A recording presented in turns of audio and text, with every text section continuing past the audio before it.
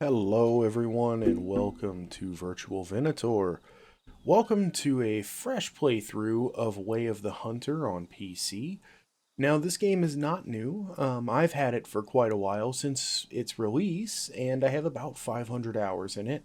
But with some of the changes that have been made and many of the updates that have come about and come around, I thought it would be a fun challenge to restart. I kind of wanted to get back and play through the nostalgia of just doing all this one more time. Back before any of the map was unlocked, and really see if I could recapture that feeling of not knowing what was around the next corner that I really enjoy about this game. And so I wanted to invite you along with me as we do that. So this is a brand new, fresh playthrough.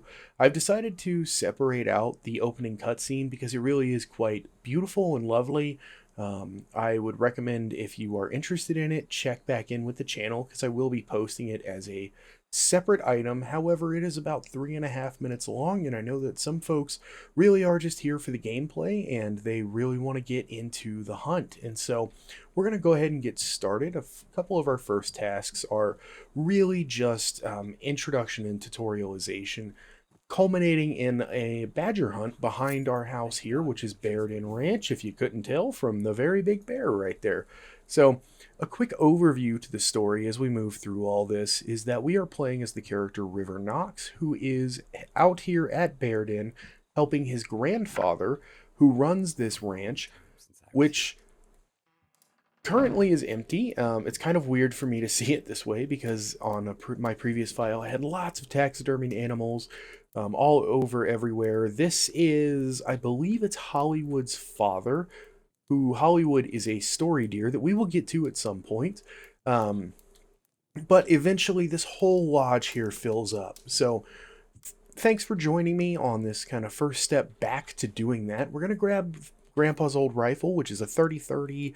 Looks like a lever action in the hunting tiers 4 and 5. Perfect.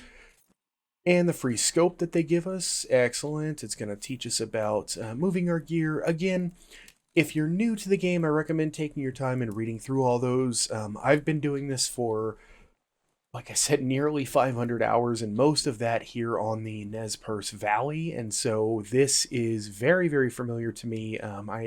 These movements are, almost just second nature at this point. It's going to ask us to glass a few places. We can see our first deer herd down there. Well, that's a good looking but older looking buck.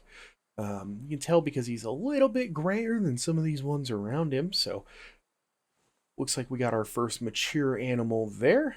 And that's where it's going to send us next. So Echo is kind of River's old quote-unquote friend. It is just a spot that he shouts off into the valley, and an echo comes out to, shout back. But this is the game's way of introducing us to the collectibles that are out and about and available. So we're going to move through here, and these maps are very important. Every zone that we enter, these give you a great overview, and they come with a nice little cinematic. So let's take a look at that. You've discovered Nez Perce Valley grassland habitat. Open country for beginners and seasoned veterans alike. The meadows serve as prime feeding areas for both pheasants and badgers. Undisturbed grasslands with tall grass have the potential to hold a lot of small but also some bigger game. So there's Grandpa's voice, kind of showing us and talking us through what we can find in this area immediately surrounding the cabin, and that's how it works for all of these. You unlock new areas. We'll go ahead and take a look at the map. And as you can see, we are in Cottonwood, which is this grassland area, and looking at that map showed us Cottonwood and Rivermouth. These other icons, which you can see here, these are cabins that are also private lands. Each one of them has as well a map very similar to the one we just looked at, which will show you some details about the surrounding area, up to and including this kind of primary habitat zone here. So very important that we always keep those in mind as we're moving through. And we begin to fill out our encyclopedia and figure out, what animals live where and what do they like. So We're going to hop in the car here. It's going to take us over to see Echo, and then we're going to do our first hunt, which I think is, I'm fairly certain, is badgers. But, like I said, it's been a while since I've done this, so if I am wrong, please bear with me, and we will open up into more kind of open hunting as we complete the tutorial. While we drive, just to give those of you that maybe didn't go back and watch the opening cinematic or just aren't interested overall, a quick story synopsis. What's going on is that River is filling in for his granddad, who is in either some sort of hospital care or a nursing home, and his grandpa runs a business selling ethically sourced wild game to various parties that are interested in buying it. I think throughout the course of the story in Nez Perce, we run into like a restaurant and some individuals that have very particular taste in things, and just a lot of stuff that, kind of a varied cast of characters that are all interested in this meat. And the story is really focused around like ethical harvest of animals and making sure that, River is doing so in a way that is, really, really and truly like as humane as possible. And even some of the game mechanics really do try to incentivize you in that direction. Now, that being said, it's one of the great joys of these sort of virtual worlds that they are just that they're virtual. If you want to run around and shoot ducks out of the sky with a 300 Win Mag, and you've got the skills to do that, be my guest. It's your game. Play it your way. And honestly, it can be a lot of fun doing that sort of tomfoolery as well. But that really is kind of the story of what's going on here, and what the devs I think were trying to set up and show was have folks look around and say, yeah, there's some, the ethical code of fair chase and using the correct weapon on the correct animals. So we're going to get introduced here to Echo.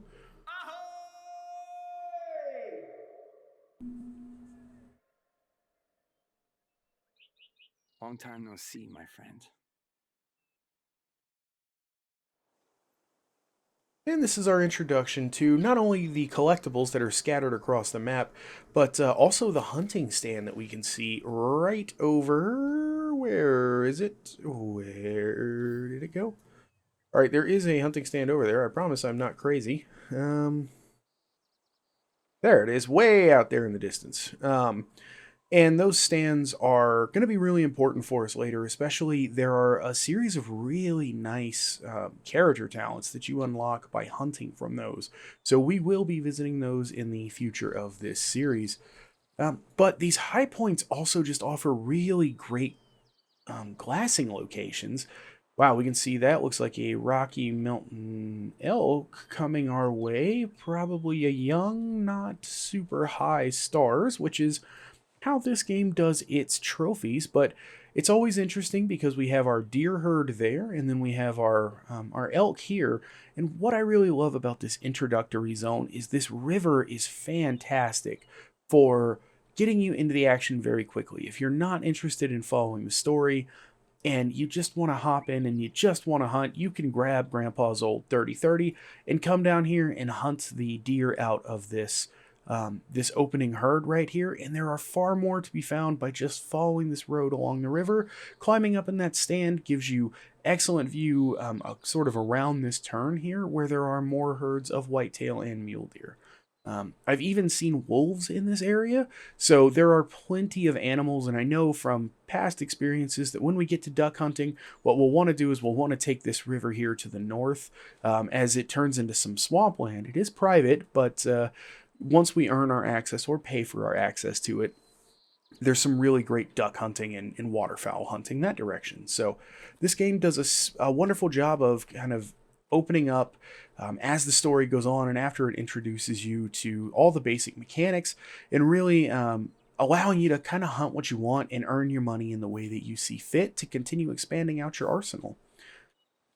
So we're gonna move here to the shooting range, which again, if this is something that you've never played this before and this is seeming really interesting to you, I highly recommend you take the time to go through this and practice with this rifle. Especially as we're talking here about zeroing. You'll see the tutorialization going on up there in the upper left. Now, you may be wondering, like, why is that 54.68 yards? That seems sort of an odd number. My understanding is that the developers for this are actually out of Europe and that it's really meant to be used in the metric system. However, as an American hunter and shooter myself, I use yards because that's what I grew up with and that's what I'm familiar with. And so sometimes we get these really weird sort of measurements where things don't line up exactly perfectly, and that's great. That's just fine. You can see there that we zeroed to 55 yards by just dialing our scope down, and we're going to aim right there for the vitals of that deer. If you've never done any hunting, that's actually where you want to shoot a deer, is right there in that different colored area, specifically right there where the bullseye is. Especially in this game, if you harvest a male deer, or male of any of the antlered species, that's where the trophy is in the antlers, you will lose. It will be considered a wasted animal. The trophy from that animal by shooting it in the head, and it is one of the areas where they measure you sort of on the hunter ethics of do you put the shot ethically into this vital zone. So let's go ahead and practice here. Ooh, you can see we had a lot of sway. We were off to the right just a little bit, but we would have sunk that right into the vitals. Not too bad. Now it's going to ask us to up our zero. You can see it's asking us to learn the anatomical position of the vital organs for each of the animal species that you hunt. That's really important. Another thing that's really important is how the animal is standing relative to us. So what we're going to do here is we're going to go ahead and zero out to 164. You can see that that's about 150 meters. And we'll pull that trigger. There we go. Yards is way too far for a safe deer shot. So it's also introducing us here to the hunter sense, which you're going to see a dot appear as I zoom in. And you can see that blue dot. That's sort of an estimation based on my current zero in the trajectory, the bullet, the gun information, all that sort of stuff on where my round is going to hit.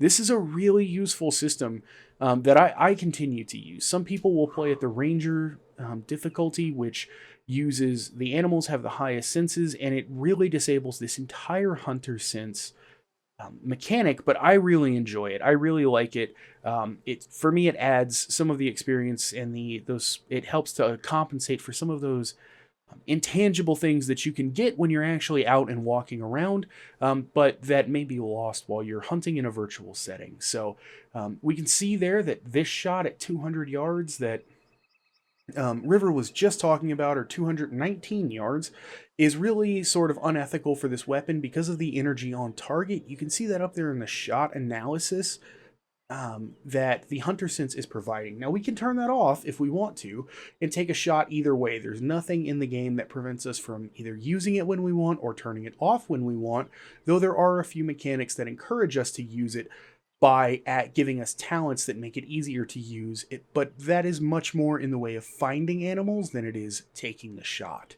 So we're going to go ahead and turn that on, and we can see as we line up over that target, it is showing us that we should be hitting somewhere in the vitals. There we go. It looks like we hit just a little bit low, but we did hit. So nothing great. Let's try that shot one more time, again without the hunter sense on, where we get a more precise view of the crosshairs. And there's another very cool feature in this particular game that if you shoot, if you, like me, are using mouse and keyboard, if you just hold the mouse button down, you won't immediately re-rack a round. This is useful for letting you see where your round hit the animal. So let's go ahead and hold our breath. Take the shot, and you can see when I let off on the mouse, he re-racks the next round and the scope moves. Just something to keep in mind, especially as you're taking longer shots. There's a portion of the community for this game that really enjoys taking really long shots. Some maps are excellent for that. There are some areas on this map that are great, but I have found areas on the Transylvania map, for example, where you can take 1,000-yard shots, and there are rifles that are capable of doing that. And it can be quite a bit of fun, and that's where those little tricks really begin to add up. So let's go ahead and see what Grandpa's needs. To take care of the badgers wreaking havoc behind the lodge. Sincerely, myself, you forgetful geezer. Well, looks like Grandpa's got a badger problem. So let's go ahead, because I'm pretty certain we're headed up there next. Let's go ahead and reload the rifle, and we're going to move up to the back to the ranch. We're going to use the fast travel again to get us back there a little bit sooner. Now, I distinctly remember making the mistake before of sprinting to this area, and where it is highlighting for us, I believe in most of these cases, the animal is very close, that when the story asks you to target something, it's very close to the highlighted area. So you do want to move in rather stealthily, make sure you're playing the wind. Badgers can be a little bit of an interesting species to hunt because they are so low to the ground, but they typically just kind of run around in their neat zone, and so they will just kind of hang out. So we're going to follow this one. We may not take the first shot that we get, just because as you can see, the objective is really to enter the stand. This is more of an introduction to the stand mechanics and how that works. But it'll also give us an opportunity to be within range of some animals, as well as, really glass them and show off how the animal identification system works. So let's sneak in here to our stand. Go ahead and turn on our hunter sense, see if we see or hear anything. This is where that perk I was talking about that allows you to use hunter sense whenever you're walking becomes really, really useful. Right now, as you can see in the upper right corner, there is that eyeball, and that eyeball icon means that I have the hunter sense turned on. Now, there is a setting that I will cover in another video that I have changed where there's a sort of post-processing effect that is used by default in the game. I'm not the biggest fan of it. I like just having that little icon that shows, yes, you have this turned on. No, you don't have it turned on, because I don't like it kind of blurring out the screen and things like that in an effort to show me like I'm focused in on what I'm looking for. But as you can see right now, it only turns on whenever we are not walking. That's fine. That's a great way to kind of learn. You do get, I find, much more utility out of the system when you can use it while you're walking around. Now, you can never use it, as far as I know, you can never use it while you're driving, and you cannot use it while you're just running and sprinting around. So it really is kind of walking, and I think that's an interesting way to show kind of River's advancement as a hunter, that he's getting better at identifying things like deer beds and rubs and feeding areas for animals as he's maturing as a hunter. So there are those pesky badgers. All right, let's go ahead and make a mark so we don't lose sight of them, although they are fairly fast little critters. We'll go ahead and get up in this stand here. Oh, we spooked one. We've spooked them all. They're running now. We are off to the races here, so let's see about getting up in this stand. And this does make noise, so even if we had successfully sneaked in there, or snuck in, there was no guarantee that we made it up this stand without alerting them, because climbing in and out of stands does make noise, and some animals are more sensitive to noise than others. Gross. That's unusual. So we can see there's a young male. We'll go ahead and it's asking us to shoot a badger, so we'll go ahead and find one. We're going to wait for a good shot. Hopefully one of these will slow down. We have kind of a pick out there. There's one slowing. And there's a good shot. You can see that it marked a blood marker there for us. That's part of actually a new mechanic that was introduced, part of a major patch that came out just a few months ago, and is honestly quite useful for, especially I think, new players that may not be used to the blood trailing. It throws me off more often than not. I'm used to just I'm kind of in the habit of just making that mark myself. That looks like a really good shot right there. I think that's enough good blood that he should go down, but we'll put another one in him just in case here. So this is going to be a really easy to follow blood trail, and that's great to show anybody that's new. If you're watching this, I hope you're getting something from it beyond just watching me kind of shoot badgers run around out in the open here. But those blood trail markers are fairly new, and you can actually turn those off if they annoy you. I got into the habit before they added them as a feature of just inherently using the game's built-in marker systems here, as you can see on the map, for tracking. So we'll go ahead and remove our exploration marker. And we will follow this blood trail. Now, we were able to see this animal all the way until it expired, and so this is going to be a little bit easier for us than it would be in some other cases. Always a good habit to get back into, to go ahead and reload if you can. So let's see here. We have red blood, which means we probably didn't hit a lung, a medium amount of blood. So we hit with a big enough projectile that we did some significant damage. And the animal expires quickly and must be nearby. Now we know that to be true, but a good habit to get into is, as you can see with this blood here, there's another trail here, and we can see the direction that it's pointing us as it kind of pools where the animal was and then points us in a direction here. So that's great. Those little spatters show us the direction that the animal was running.